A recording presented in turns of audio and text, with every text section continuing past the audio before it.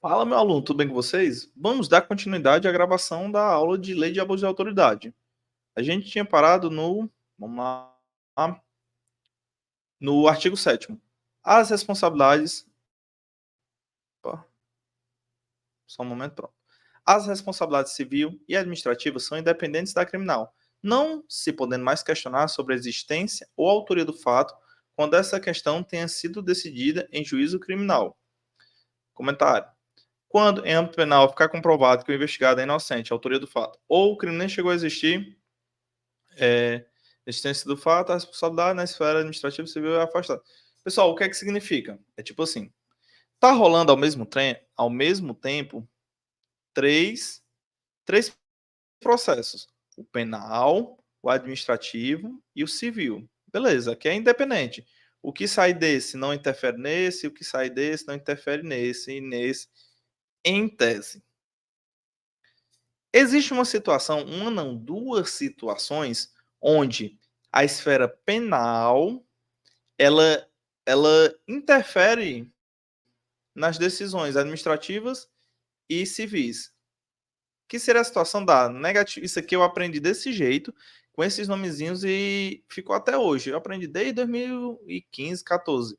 Negativa de autoria e inexistência de fato. Numa situação do processo penal, quando ficar comprovado que a pessoa que está sofrendo o processo não foi o autor do crime, negativo de autoria, a esfera penal ela vai interferir nas outras. Ou seja, se estava tendo um processo administrativo, ele deixa de existir. Se estava tendo um processo civil para reparação de dano, ele deixa de existir. E a outra situação é a inexistência de fato. Por exemplo, estava tendo uma apuração de um crime de abuso de autoridade X. Só que foi detectado que esse fato nunca existiu, nunca aconteceu isso. A denúncia ela foi falsa. Logo, da mesma maneira, quando foi comprovado isso na esfera penal, a esfera administrativa ela é cessada e a esfera civil ela é cessada. Então, pronto. Nessas duas situações, negativa de autoria e inexistência de fato, a esfera penal ela interfere nas outras. Porém, se fosse qualquer outra decisão, não interferia. Faz coisas julgadas em âmbito civil, assim como no administrativo disciplinar, a sentença penal que reconhecer ter sido o ato praticado em estado de necessidade, legítima defesa, estrito cumprimento e exercício regular do direito. Pronto. Já na lei de abuso de autoridade, o que eu acabei de falar era um ponto. Só que na lei de abuso de autoridade também traz a situação das excludentes de licitude. Se foi comprovado, dentro do processo penal, que houve excludente de licitude,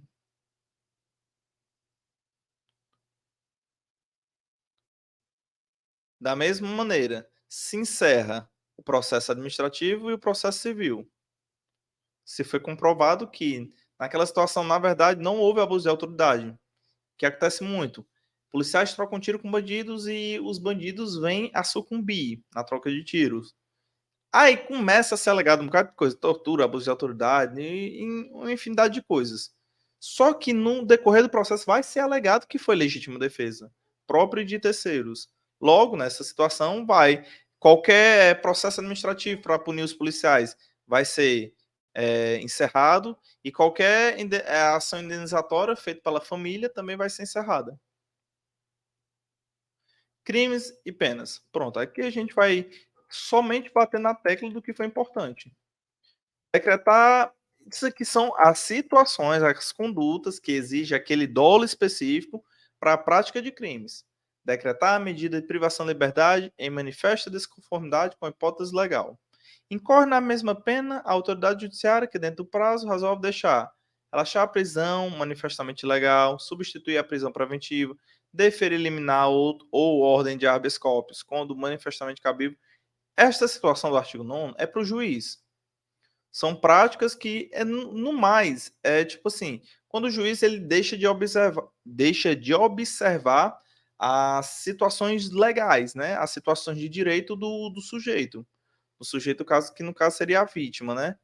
E também a questão de, tipo assim, a vítima e o autor do crime. Por exemplo, o autor do crime ele foi realmente preso numa situação de, por exemplo, aqui uma prisão preventiva. Só que o juiz demorou muito para expedir a liberação da prisão preventiva dele. Tinha um prazo X, aí o prazo foi dobrado. Pronto, nessa situação o juiz vai incorrer em abuso de autoridade. Uma questão que se confundiu um candidato e dizer que era dentro do prazo de 48 horas, que era dentro do prazo de 48 horas. Fique esperto, o prazo não é especificado, só é dito que deve ser razoável. Ele está falando dessa situação assim, ó. Incorre na mesma pena a autoridade judiciária que dentro de prazo razoável deixar de... Artigo 10. Decretar a condução coercitiva de testemunha ou investigado manifestamente descabida ou sem prévia intimação ou de comparecimento ao juízo. Detenção 1 a 4 anos. Se a testemunha tiver sido devidamente notificada, contudo, sem comparecer apresentando motivo justificado, não haverá qualquer ilegalidade na decretação da condução coercitiva. Destaca-se o artigo de lei que prevê a hipótese para a decretação da condução. Aí é que o artigo 218, se eu não me engano, do Código de Processo Penal. Pronto, mas, pessoal, já nesses dois artigos a gente já conseguiu entender basicamente o que é. É tudo aquilo ali, tudo que for fora da lei. Tudo que for fora da lei vai incorrer em abuso de autoridade. Tipo, conduzir coercitivamente alguém numa situação que não está prevista em lei. É abuso de autoridade. Deixar injustificadamente de comunicar a prisão em flagrante à autoridade judiciária no prazo legal. Abuso de autoridade. A pena, detenção 6 meses a 2 anos. Incorre nas mesmas penas quem deixar de comunicar imediatamente a execução de prisão temporária ou preventiva à autoridade judiciária que a decretou. Vão querer trocar imediatamente por 24 horas. Pegadinha besta. Essa situação aqui, ó, comunicar a prisão em flagrante à autoridade judiciária, já, ó, a gente estava na esfera judicial, né, do juiz, agora a gente já vai para uma esfera aqui de polícia judiciária, da polícia civil. Deixar de comunicar imediatamente a prisão de qualquer pessoa e o local onde se encontra a sua família ou pessoa por ele indicado. Deixar de entregar o preso no prazo de 24 horas. Prolongar a execução. Aí, outras situações aqui, ó. Deixar de comunicar imediatamente a execução de prisão temporária ou preventiva. Deixar de comunicar imediatamente a prisão de qualquer pessoa no local onde se encontra. Deixar de entregar ao preso. Isso aqui foi as situações que eu trouxe que foram cobradas em questão de prova. O artigo 3 vai dizer: constranger o preso ou detento mediante violência, grave ameaça ou redução de capacidade de resistência. A exibir, deixa eu tirar aqui, exibir-se ou ter seu corpo ou parte dele exibida à curiosidade pública. Aquela situação de por uma composição de policiais efetuou uma prisão, aí quando chega na delegacia, vamos supor que o preso era um cara de alta periculosidade, vai ter um bocado de repórteres, né, em frente à delegacia. Aí a composição para mostrar lá o troféu, né, o prêmio, expõe a cara dele, bota ele numa posição que ele fique ereto, não abaixado, que não tenha nada cobrindo ele, que ele esteja até sem blusa para servir de uma maneira que desmoralize ele. Então essa situação constitui abuso de autoridade. Submeter a situação vexatória ou constrangimento não autorizado em lei. Por exemplo, assim, Reginaldo, constrangimento não autorizado em lei. Me diga um constrangimento que é autorizado em lei. Uso de algemas.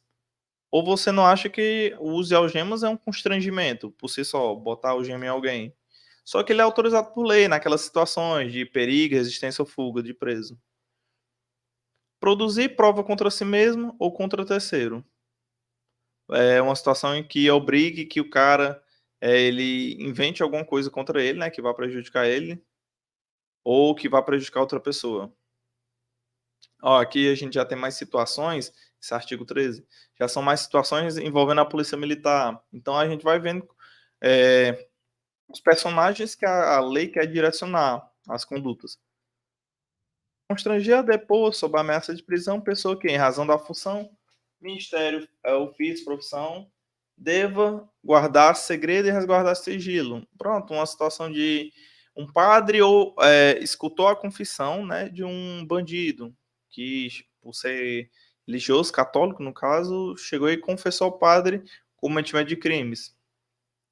Nessa situação, a gente não poderia uma composição lá do delegado com seus inspetores escrivãos chegar lá na igreja e obrigar o padre a dizer como foi que aconteceu, senão ele vai preso. Isso aí já constitui um crime de abuso de autoridade. Incorre na mesma pena quem prossegue com o interrogatório de pessoa que tenha decidido exercer o direito de silêncio, de pessoa que tenha optado por assistência de advogado ou defensor público, sem a presença de seu patrono, submeter a vítima de infração penal ou testemunha de crime violento a procedimento desnecessário, repetitivo ou invasivo, que leve a reviver sem estrita necessidade, situação de violência, outras situações potencialmente geradoras de sofrimento ou estigmatização. Isso aqui é a situação de... Acontece muito em Maria da Penha. A mulher foi na delegacia da mulher denunciar o marido, né, que espancou ela. Só que aí lá, vamos supor que tem alguns policiais que sejam homens, ou pode até haver as mulheres também. E elas começam a fazer umas perguntas que são meio assim constrangedoras. E por muitas vezes acabam, tipo assim, meio que sendo tendenciosas, tipo assim, mas será que você não teve culpa? A culpa não é sua por ter feito tal coisa? Começa a inferir que a culpa já é da vítima. Essa questão de revitimização, ela constitui um crime de abuso de autoridade. É bom você notar que, por exemplo, ó, 2022 ainda é recente, né? Tem praticamente o quê? 2 anos. Se o agente público permitir que terceiro intimide a vítima de crimes violentos, gerando indevida revitimização, aplica-se a pena aumentar a 2 terços. A pena aumentar de 2 terços. Se é o agente público intimidar a vítima de crimes violentos, gerando devida revitimização, aplica-se a pena em dobro. Aí a pessoa fica pensando, como é que seria isso? É simples. Tipo, o agente público intimida no sentido de, tipo assim, ele começa agressivamente a colocar a culpa na vítima. Essa bestada, vem aqui, perturbar nosso serviço, vive apanhando mal. Tipo, essa situação de constrangimento ali mesmo que ele tá sendo abusivo com a pessoa. Ó, intimidando ela. Você não venha mais aqui com suas besteiras e tudo mais. Pronto, já isso constitui o crime, né, de abuso de autoridade e a pena vai ser em dobro por conta da situação. Deixar de identificar ou identificar-se falsamente ao preso por ocasião de sua captura ou quando fazê-lo durante a detenção ou prisão. Situação policial, dá um nome falso ali ao preso. Incorre na mesma pena quem, como responsável por interrogatório, em sede de procedimento investigatório de infração penal, deixar de identificar o preso ou atribuir a si mesmo falsa identidade, mesma coisa. Aqui, por exemplo, o artigo 16, ele é notadamente uma situação de rua, né? Uma situação de tipo, o cara foi preso na rua. Já aqui, é uma situação já do que acontece na delegacia. Como eu disse, a própria lei ela indica os personagens que ela quer punir. Ela já até dá o contexto da situação. Submeter o preso a interrogatório policial durante o período de repouso noturno, salvo se capturado em flagrante delito ou, se ele devidamente assistido, consentir e prestar as declarações. Aí vamos lá. Não pode, em hipótese nenhuma, interrogar o garotinho à noite. Né? Beleza, repouso noturno. É aquele tempo estipulado que começa a contar o período da noite. Você não pode interrogar ele. Porém, tem duas exceções. Porque não é uma coisa absoluta. Em tese, não, mas as duas exceções são: se o cara foi preso em flagrante, beleza, aí já não tem para onde correr. Porém, se ele não foi preso em flagrante, mas ele decidir prestar o esclarecimento interrogatório, ele pode, desde que devidamente assistido. Assistido é toda vida assim, devidamente assistido, esteja assistido, é assistido, assistenciado por seu advogado. Artigo 19. Impedir ou retardar injustificativamente o envio de pleito de preso à autoridade judiciária competente para apreciação da legalidade da sua prisão ou das circunstâncias de sua custódia. Esse envio de pleito é um pedido do preso, é uma situação legítima em que ele tem direito. Tipo assim, ele verificou que já passou o prazo, ou ele está pedindo uma melhoria, uma condição de melhoria por uma condição devida lá à prisão dele. Aí a pessoa que era responsável por levar esse juiz não leva e não tem justificativa para não levar, abuso de autoridade. Incorre na mesma pena o magistrado que, ciente do impedimento ou da demora, deixa de tomar as providências. Aí, tipo assim, tem o cara que não enviou o pleito, injustificadamente, aí o juiz tomou ciência, realmente, o cara lá tá fazendo um pedido, alguém não tá querendo me enviar e eu tô nem aí. O juiz também entra no rolo. Artigo 20. Impedir, sem justa causa, a entrevista pessoal e reservada do preso com seu advogado. Pena de detenção de 6 meses a 2 anos. Se atente ao grifo, pois, se tiver justa causa, a entrevista pode ser impedida. Pessoal, eu não vou entrar muito no mérito do qual seriam as situações de sem justa causa, beleza. E quais seriam as situações de justa causa? O momento vai dizer o que é justa causa, vai estar expresso lá, mas é pouco provável que seja cobrado isso em prova. Isso aqui já é uma situação mais prática. Então, só saiba que impedir, né, a entrevista entre o advogado e cliente sem justa causa é abuso de autoridade. Incorre na mesma pena quem impede o preso, o réu solto ou investigado de entrevistar pessoal reservadamente com seu advogado ou defensor, prazo razoável, antes da audiência judicial, e de sentar-se ao lado e com ele comunicar-se durante a audiência, salvo no curso de interrogatório ou no caso de audiência realizado por videoconferência. Manter presos de ambos os sexos na mesma cela ou espaço de confinamento. Isso aqui é óbvio, né?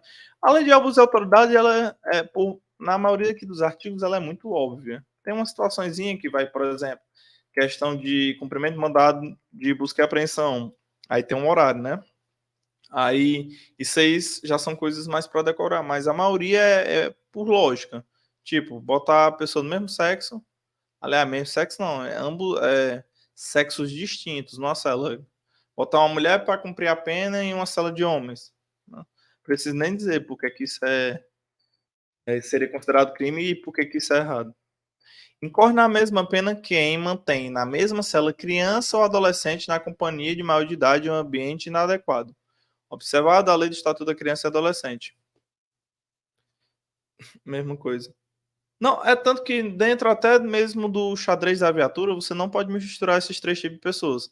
Não pode misturar, em tese, né? Porque se houver a necessidade, for tipo uma situação excepcional que tem que botar todo mundo dentro do xadrez, aí vai ter que ser colocado. Mas em regra, não pode misturar homem com mulher e adulto com criança. Não pode haver essas misturas. Tipo assim, se a situação permitir, o homem, por exemplo, vai no xadrez e a mulher vai no banco de trás, ou vice-versa. Ou o homem vai em um xadrez e a mulher vai em outro xadrez da viatura. Do mesmo jeito a criança. O adulto vai no xadrez e a criança vai no banco de trás. Artigo 22. Invadir ou adentrar clandestinamente ou astuciosamente ou à revelia. Peraí, só um momento. Ou à revelia. A revelia é contra a vontade, né? A revelia do seu ocupante, o imóvel alheio de suas dependências, onde ele permanecer nas mesmas condições, sem determinação judicial ou fora das condições estabelecidas em lei. Incorre na mesma pena, na forma prevista caput, quem coage alguém mediante violência ou grave ameaça a franquear o acesso ao imóvel ou suas dependências. E é aquela situação que eu falei. Cumprir mandado de busca e apreensão após as 21 ou antes das 5 da manhã. Deixa eu ver aqui como é que eu posso fazer. Pronto. Essa situação aqui, pessoal, é o que você vê nos jornais mesmo. Tipo assim, a polícia entrou contra a vontade da pessoa, dentro da casa dela, e não tá querendo sair. Porque se o policial, por exemplo, pode acontecer uma situação de que o policial acabou invadindo, mas ele tinha uma boa causa. Se o próprio morador aceitar, não, não, cidadão, olhe logo, olhe, verifique. Verifique o que se houver verificar. Pronto, só a situação de autorização do morador vai tirar essa situação de crime. Então você precisa se ater a todas as especificações do artigo. Invadir clandestinamente, contra a vontade do morador, imóvel, alheio ou de suas dependências, onde ele permanecer nas mesmas condições. Quando ele fala assim, nele permanecer, o que é que acontece? É porque às vezes o morador ele pode ter autorizado, mas no decorrer dizer que não quer mais que você fique lá dentro da casa. Pronto, você pode entrar, mas permanecer não está mais podendo, aí tem que sair. Aí incorre na mesma pena. Quem coage alguém a entrar Tu vai deixar entrar, senão eu te quebro, um exemplo. Pronto, nessa situação também é abuso de autoridade. E aqui, né, o mandado de busca e apreensão cumprido antes das 21, após as 21 e antes das 5 da manhã, esse período daqui.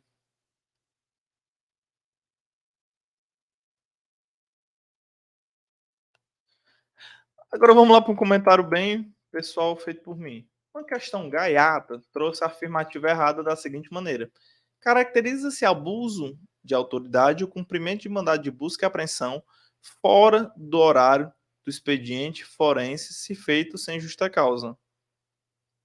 Justificativa. A lei prevê ser crime de abuso de autoridade o cumprimento de mandado de busca e apreensão após as 21 e antes das 5. Esse horário, todavia, não se confunde com o expediente forense. Assim, não é abuso de autoridade o cumprimento de mandado de busca e apreensão fora do expediente forense, desde que realizado das 5 das 5 às 9 da noite, não sendo necessária a apresentação de justa causa. Lembre-se que o expediente é de 8 às 17, 18. Por isso, dá-se o cumprimento de mandado legítimo depois do expediente. O que é que aconteceu? Ele falou assim, ó, fora do horário do expediente forense. Aí por que é gato? Porque aí você lê, realmente expediente forense fora do horário, só que aí você começa a associar fora do horário que estava descrito na lei. Depois das 21, antes das 5. Só que aí você não se atentou ao fato do expediente, aquele expediente que a gente sabe. Ou seja, é como eu disse assim, é bem capaz de você, fora do expediente, por exemplo, às 20 horas, fazer um cumprimento de busca e apreensão. E isso não vai incorrer em abuso de autoridade porque está antes das 21 horas. Caso no decorrer do cumprimento de mandado de busca e apreensão determinado nos autos de ação penal em curso, o policial responsável pela diligência apreenda uma correspondência destinada ao acusado e já aberta pelo acusado, apresentando como prova no correspondente processo, essa conduta do policial encontrar-se-á resguardada legalmente, pois o sigilo da correspondência, depois de sua chegada ao destino e aberta pelo destinatário, não é absoluto, sujeitando-se ao regime de qualquer documento. É necessário que a correspondência esteja fechada para que haja proteção do sigilo da correspondência. Sendo assim, inexiste violação do sigilo da correspondência depois de sua chegada ao destino e já aberta pelo destinatário. Pronto, isso aqui foi uma curiosidade, show de bola. Uma questão que ela foi baseada num caso prático que ocorreu em um outro estado aí, que eu não me recordo agora. Não haverá crime, só um momento, deixa eu verificar aqui o horário. Tá bom ainda, dá tempo. Não haverá crime se o ingresso for para prestar socorro, aquelas causas, né, da Constituição Federal, prestação de socorro, flagrante delito e prestar socorro, flagrante delito e desastre natural. Não haverá crime se o ingresso for prestar socorro, quando fundado indício, que indica a necessidade de ingresso em situação de flagrante ou de desastre. Mesma coisa da Constituição. Inovar artificiosamente no curso de diligência, de investigação de processo, o estado de lugar, de coisa, de pessoa, com o fim de eximir-se de responsabilidade ou de responsabilizar criminalmente alguém, agravando-lhe a responsabilidade. Aí vamos pegar o exemplo aqui do Tropa de Elite. Policiais trocam tiro com bandido, por exemplo, aqui no bairro A. Tá aqui dois policiais. No bairro A, eles estão aqui no bairro A. O bandido aqui morreu, pronto. Só que aí no carro, aí até tipo, o bandido tava com arma e tudo, desenhar aqui a arma, tava com arma e tudo. Aí vamos supor que eles não estavam afim de levar esse procedimento para a delegacia, porque tava perto do terminal de serviço. Sabe o que é que acontece? Eles pegam, arrastam um corpo e joga pro bairro B, o corpo do elemento morto. Isso aqui a gente viu no filme Tropa de Elite. Não foi dessa mesma maneira aqui, mas aconteceu isso, o negócio carrega corpo. Na situação, eles estão querendo, por exemplo, encobrir um homicídio que aconteceu no bairro A, que quando for descoberto no bairro B, só vai ser como achado de cadáver. Eles estão querendo se eximir da responsabilidade do crime, mesmo que não tenha sido crime, né, na situação, porque foi legítima defesa, mas estão se eximindo da responsabilidade que eles tinham, que era apresentar na delegacia. Ou seja, nessa situação, uma situação deles que não era crime vai se tornar crime. Incorre na mesma pena Quem pratica a conduta com o intuito de eximir-se de responsabilidade civil e administrativa, omitir dado, informação ou divulgar dado de informação incompleto para desviar o curso da investigação e diligência do processo. Constranger, sob violência ou grave ameaça, funcionário ou empregado de instituição hospitalar pública ou privada para admitir tratamento pessoal cujo óbito já tenha ocorrido, com o fim de alterar o local ou o momento do crime, prejudicando sua apuração. Aqui acontece a situação de, por exemplo, vamos pegar o exemplo desses dois policiais, onde eles. Deixa eu ver aqui. Pronto. Os policiais trocaram tiro com o bandido. Pá. O bandido ele morreu no local do crime. O que é que tem que ser feito? Tem que ser feita toda uma perícia e tal, para apurar como é que foi o fato, né? Só que o que acontece? Os policiais, eles querem resgatar a pessoa que está morta, mas eles também não tem como alegar, né, que ela está morta.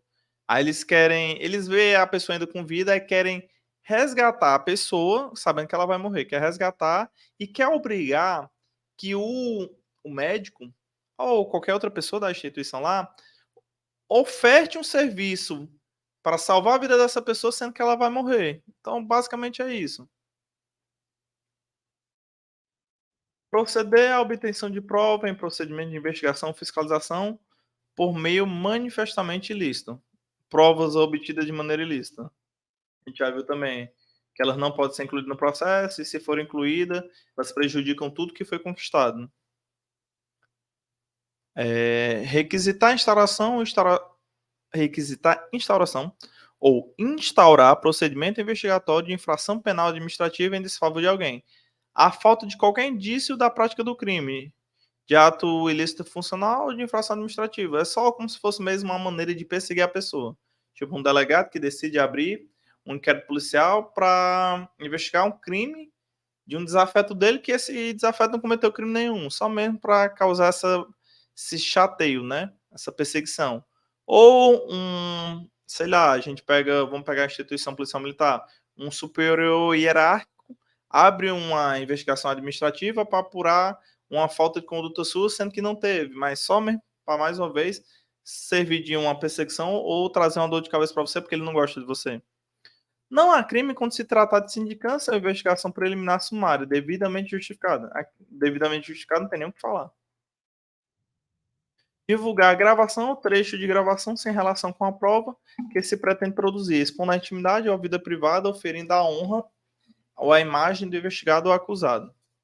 Prestar informação falsa sobre o procedimento judicial, policial, fiscal ou administrativo com o fim de prejudicar o interesse do investigado. Dar início ou proceder à persecução penal, civil e administrativa sem justa causa fundamentada, ou contra quem sabe-se inocente.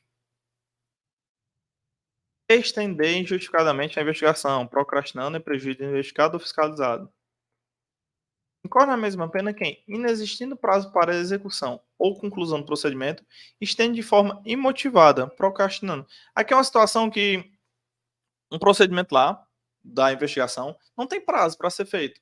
Só que a gente sempre é sempre exigido que os procedimentos, eles, mesmo que não tenha prazo, eles sejam feitos de maneira célere, no limite do possível.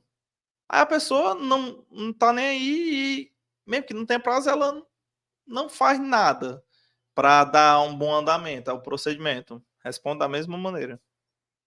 Negar. Ao interessado, seu defensor ou advogado, acesso aos atos de investigação preliminar. Ao tempo circunstanciado, a situação de que tipo, a pessoa foi presa, aí tem um inquérito feito sobre ela, aí, por exemplo, o delegado decide negar. Tanto a pessoa, né, ao criminoso, como ao advogado dele. Exigir informação ou cumprimento de obrigação, inclusive o dever de fazer ou de não fazer, sem expressa para legal, óbvio. Incorre na mesma pena quem se utiliza de cargo ou função pública ou invoca a condição de agente público para eximir-se de obrigação legal ou para obter vantagem e privilégio indevido. Decretar em processo judicial a disponibilidade de ativo financeiro. Demorar demasiado ou injustificadamente no exame de processo de que tenha requerido vista ao órgão colegiado com o intuito de procrastinar seu andamento ou retardar seu julgamento. 38. Antecipar o responsável pelas investigações por meio de comunicação, inclusive rede social, a atribuição de culpa antes de concluídas as apurações e formalizada a acusação. Aí o comentário depois eu explico melhor isso aqui. Logo, o delegado de Polícia Federal, que por meio de rede social antecipa a atribuição de culpa antes de concluída a apuração e formalizada a acusação, comete o crime previsto na lei de abuso de autoridade. Isso aqui foi uma alternativa correta numa questão certo ou errado da CESP. O que é que acontece? Pô, sei lá, vamos pegar o caso do delegado. O delegado viu, estava tendo a investigação e pegou um político corrupto aí. Mas ele não o processo ainda, a investigação ainda está rolando. Não foi definido nada, não foi provado nada ainda, mas ele, com algumas provas que ele tem, ele começa a divulgar como se o cara já fosse culpado. E isso acaba por incorrer em crime de abuso de autoridade. Artigo 39. Aplica-se ao processo e ao julgamento dos delitos as disposições do decreto, o Código de Processo Penal e a Lei de Execução Penal. Lei de Execução Penal não, os juizados especiais cíveis e criminais. Perdão aí pelo erro. Pronto, e do mais aqui é só as disposições finais, mas é tanto que você vai ver aqui que não teve nenhuma questão sobre isso. Do mais, é só isso, pessoal. Espero que tenham gostado da aula. Esse aqui foi mesmo algo para fazer com que você tenha um acompanhamento da lei seca e tenha acesso a comentários e tudo aquilo que foi cobrado, ou pelo menos muita coisa que já foi cobrada em questão de prova, para fazer com que você tenha um estudo direcionado. Espero que tenham gostado da aula. Fique com Deus e bons estudos.